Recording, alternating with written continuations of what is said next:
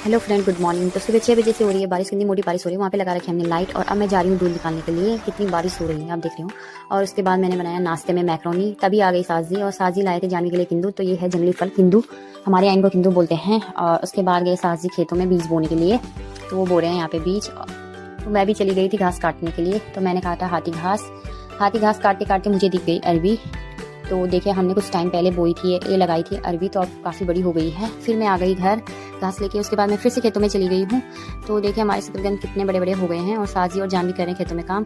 तो ये देखिए हमारे यहाँ इसको गीठी बोलते हैं, ये गीठी की बेल हो गई है अब। और तब तोड़े मैंने, और आम भी पकने लगे हैं। आज की वीडियो में बस ना, वीडियो अच्छी लगे तो लाइक करें, शेयर करें, सब्सक्राइब करें।